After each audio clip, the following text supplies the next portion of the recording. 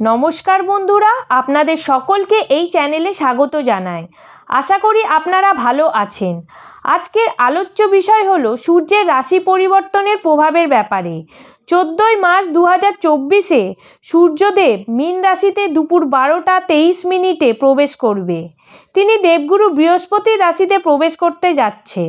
সূর্যদেব মীন রাশিতে উচ্চভিলাষী হয়, এই জন্য মীন রাশিতে সূর্যের গোচর অনেকাংশ ভালো ধরা হয়। আপনাদের আমি বলবো, মেষ থেকে মীন রাশি 12টা রাশির ওপর কেমন প্রভাব দেবে সূর্যদেব, এটা জানাবো। কিন্তু সূর্যদেব প্রতি বছরই এই সময়ের কাছাকাছিতে গোচর করে মীন রাশিতে, কিন্তু প্রতি বছর গোচর ফল এই কারণে পরিবর্তন হয়ে যায়, কারণ প্রতি বছর এই ঘরে বা এইভাবে গ্রহের দৃষ্টি বা গ্রহের কনজাংশন পরিবর্তন হয়ে যায়, তার ফলে তার প্রভাবেরও তারতম্য দেখা যায়। এই সময় সূর্যদেব মীন রাশিতে গিয়ে রাহুর সাথে কনজাংশন সৃষ্টি করবে। বিশেষ করে এই সময় গ্রহণ দোষের প্রভাব সৃষ্টি করতে দেখা যাবে। তাহলে আপনাদের এটাই বলবো, গ্রহণযুক্ত সূর্য আপনাদের কেমনভাবে প্রভাবিত করবে এবং আপনাদের জীবনে কী রকম সিচুয়েশন তৈরি করবে। আজ আপনাদের বলবো সিংহ, কন্যা, তুলা, বৃশ্চিক এই 4টি রাশির জীবনে কী প্রভাব আসতে চলেছে, কী লোকসান হবে, কী লাভ হবে, সব কিছু নিয়ে পুঙ্খানুপুঙ্খভাবে আলোচনা করব। সেটার জন্য ভিডিওটি প্রথম থেকে শেষ পর্যন্ত দেখতে থাকুন। আর যারা আমার এই চ্যানেলে নতুন আছেন তারা চ্যানেলটিকে অবশ্যই সাবস্ক্রাইব করুন। সব থেকে প্রথমে বলে দিই, এই গোচর 14ই মার্চ 2024 থেকে 13ই এপ্রিল 2024 পর্যন্ত থাকবে। এক মাসের এই গোচর আর এই 30 দিনে আপনাকে কি দেবে সূর্যদেব, আসুন আমরা জেনে নিই। সূর্যের গোচর দেখা কেন এত প্রয়োজন? সূর্য আপনাদের আত্মা, সূর্য আপনার আত্মবিশ্বাস, সূর্য আপনার উন্নতি, সূর্য আপনার ভাগ্য, আর আপনার সঞ্চিত কর্মও হলো সূর্য। সূর্য আপনার প্রকাশ, সূর্য আপনার মান যশ, সূর্য আপনার সম্মান। শুক্র আপনাকে আকর্ষিত করতে পারে, কিন্তু সূর্য যে কোনো ব্যক্তিকে প্রভাবিত করতে পারে তার ধনবল থেকে, তার বাহুবল থেকে। তাহলে আসুন জেনে নিই আপনাকে কিভাবে সূর্য প্রভাবিত করবে। সর্বপ্রথমে বলবো সিংহ রাশি। সিংহ রাশির জাতক জাতিকাদের সূর্যদেব আপনার রাশি থেকে অষ্টমভাবে গোচর করবে। লগ্নপতির অষ্টমভাবে অবস্থান মোটেও ভালো নয়। এই সময় আপনার মধ্যে রাগ জেদ বাড়তে দেখা যাবে। এই সময় অন্যের ওপর চাপ সৃষ্টি করে কর্তৃত্ব ফলানোর চেষ্টা করবেন, যেটা আপনার জীবনে সমস্যা সৃষ্টি করতে পারে। সেই জন্য এই সময় নিজের রাগ জেদকে একটু কন্ট্রোলে রাখবেন। চেষ্টা করবেন নিজের মধ্যে ইগোকে আসতে না দেওয়া। আপনি যদি নিজেকে একটু নিয়ন্ত্রণ করতে পারলে ডেফিনেটলি এই গোচর থেকে আপনি লাভ ওঠাতে পারবেন। এই সময় তাড়াহুড়ায় কোনো ডিসিশন নেবেন না। যে কাজটা করবেন একটু ভেবেচিন্তে সময় নিয়ে অন্য কারোর পরামর্শ নিয়ে ডিসিশন নেবেন। এই সময় পরিবারের সবার সাথে মানিয়ে গুছিয়ে চলুন, কাউকে বেশি নিয়ন্ত্রণ করবেন না, না হলে সম্পর্কের মধ্যে সমস্যা সৃষ্টি হবে। এই সময় আপনার না হওয়া কাজগুলো হওয়ার সম্ভাবনা বাড়বে, অর্থাৎ অনেক দিন ধরে যে কাজগুলো আটকে ছিল, কোনো কারণে কাজটি আজ হবে কাল হবে করে হচ্ছিল না, এই সময় সেই কাজের অগ্রগতি দেখতে পাবেন। এই সময় আপনার আনএক্সপেক্টেড ধনপ্রাপ্তির যোগ দেখা দিচ্ছে, অর্থাৎ এই সময় আপনি এমন কোনো টাকা যেটা আগে কোথাও ইনভেস্ট করেছিলেন কিন্তু সেই টাকা ফেরত পাওয়ার কোনো আশা ছিল না, সেরকম টাকা ফেরত পেতে পারেন। এই সময় খুব সাবধানে গাড়ি চালাবেন, না হলে চোট আঘাতের সম্ভাবনা বাড়তে পারে। এই সময় কোনো প্রকার ইনভেস্টমেন্ট বা বিনিয়োগের সিদ্ধান্ত নেবেন না। এই সময় আপনার স্বাস্থ্যের দিকে নজর দিতে হবে। যারা সরকারি কাজ করেন বা যারা রাজনীতিবিদ আছেন তাদেরকে এই সময় অত্যন্ত সচেতনভাবে চলতে হবে। এই সময় ঊর্ধ্বতন কর্তৃপক্ষের সাপোর্ট নাও পেতে পারেন।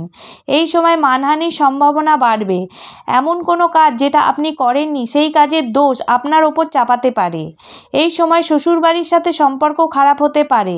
নিজের বাক্যকে যতটা সম্ভব সংযত রাখার চেষ্টা করুন।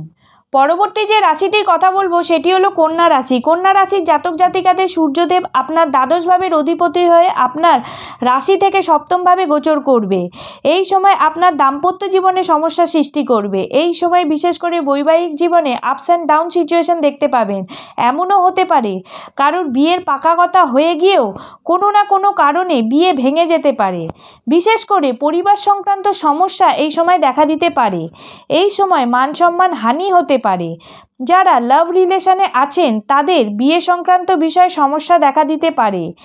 এই সময় স্বাস্থ্যের প্রতি নজর দেওয়া উচিত। এই সময় মানসিক চাপ বাড়তে পারে। এই সময় ব্যবসায় ইনভেস্টমেন্ট না করাই ভালো। এই সময় কোনো প্রকার বিনিয়োগ বা ইনভেস্টমেন্টের সিদ্ধান্ত না নেওয়াই ভালো। যদি আপনাকে ইনভেস্টমেন্ট করতেই হয় তাহলে একটু ভেবেচিন্তে সময় নিয়ে অন্য কারোর পরামর্শ নিয়ে ডিসিশন নেবেন। যদি আপনার পার্টনার আগে থেকে কোনো শারীরিক সমস্যায় ভুগছেন তাহলে এই সময় শারীরিক সমস্যা বাড়তে পারে, তার জন্য স্বাস্থ্য নিয়ে সচেতন থাকতে হবে। পার্টনারের সাথে সম্পর্ক ভালো রাখতে হবে। যেহেতু সূর্যের সাথে রাহুর গ্রহণযোগ সৃষ্টি হয়েছে আপনার সপ্তমভাবে, তাই একটু সমস্যা সৃষ্টি করতে দেখা যাবেই, যার জন্য আপনারা ভয় পাবেন না। নিজের সিদ্ধান্ত ঠিক রাখবেন, কোনো ভুল যেন না হয় সেদিকে নজর দিতে হবে। একটু সাবধানতা অবলম্বন করবেন, তাহলে সমস্যা থেকে বেরিয়ে আসতে পারবেন। পরবর্তী যে রাশিটির কথা বলবো সেটি হলো তুলা রাশি। তুলা রাশির জাতক জাতিকাদের সূর্যদেব আপনার ষষ্ঠভাবে গোচর করবে। আপনার ষষ্ঠভাবে গ্রহণযোগ সৃষ্টি হওয়ার জন্য আপনার হেলথ রিলেটেড প্রবলেম ফেস করতে পারেন। বিশেষ করে কিডনির সমস্যা, লিভারের সমস্যা, হার্টের সমস্যা, হাড়ের সমস্যায় ভুগতে হতে পারে। এই সময় শত্রুকে দমন করতে পারবেন। যদি কোনো আইনি জটিলতায় ভুগছেন তাহলে এই সময় জয়ের সম্ভাবনা থাকবে। এই সময় খুব ভেবেচিন্তে টাকা ইনভেস্টমেন্ট করা উচিত হবে, না হলে ঠকতে হতে পারে। এই সময় কোনো ব্যাপারে হঠকারী ডিসিশন নেবেন না। যারা প্রতিযোগিতামূলক পরীক্ষায় প্রিপারেশন নিচ্ছেন তাদের সাফল্যের সম্ভাবনা বাড়তে দেখা যাচ্ছে, কিন্তু যারা গভর্নমেন্ট জব করছেন বা সরকারি কাজে নিযুক্ত ব্যক্তিদের কর্মজগতে একটু সাবধানতা অবলম্বন করে চলতে হবে। পরবর্তী যে রাশিটির কথা বলবো সেটি হলো বৃশ্চিক রাশি। বৃশ্চিক রাশির জাতক জাতিকাদের সূর্যদেব আপনার পঞ্চমভাবে গোচর করবে। এই সময় আপনার সন্তান সংক্রান্ত ব্যাপারে সমস্যা আসতে পারে। যারা গর্ভবতী মহিলারা আছেন তারা অবশ্যই এই সময় সাবধানে থাকবেন, কারণ এই সময় আপনাদের জন্য প্রতিকূল অবস্থা সৃষ্টি হতে পারে। এই সময় যারা চাকরি চেঞ্জ করতে চাইছেন তারা কিছুদিন ওয়েট করে যান। এই সময় চাকরি পরিবর্তন করবেন না, না হলে সমস্যা আসতে পারে। যেমন চলছে তেমন চলতে দিন। এই সময় সন্তান যেন অবাধ্য না হয় তার দিকে খেয়াল রাখতে হবে। এই সময় নিজের স্বাস্থ্যের দিকে নজর দিতে হবে। কোনো বড় পরিবর্তনের সিদ্ধান্ত এই সময় নেবেন না। যারা স্টুডেন্ট আছেন তাদের পড়াশোনার অমনোযোগী হতে পারে। যারা প্রতিযোগিতামূলক পরীক্ষা দিচ্ছেন তাদের সাফল্যের সম্ভাবনা বাড়বে। যারা হায়ার স্টাডি করতে চান তাদের জন্য ভালো সময়। যারা মেডিকেল এক্সাম দিচ্ছেন বা কম্পিটিটিভ এক্সাম দিচ্ছেন বা যে কোনো টেকনিক্যাল ফিল্ডে পড়াশোনা করছেন তারা এই সময় ভালো ফল পেতে পারেন। আজকে আমি মোটামুটিভাবে সিংহ, কন্যা, তুলা, বৃশ্চিক রাশি পর্যন্ত বিস্তারিতভাবে আলোচনা করার চেষ্টা করলাম। ভিডিওটি যদি ভালো লেগে থাকে অবশ্যই চ্যানেলটিকে সাবস্ক্রাইব করতে ভুলবেন না যেন। আজকের মতো এই পর্যন্ত। নমস্কার।